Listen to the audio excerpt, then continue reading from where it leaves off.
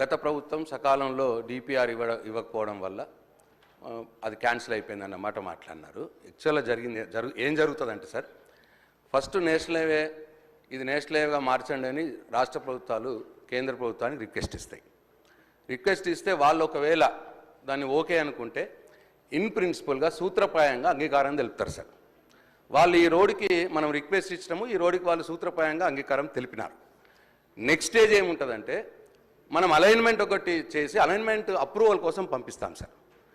Alignment approval ఈ state government పంపించింది sir. Alignment approval దగ్గర అక్కడ ఆగిపోయింది సార్.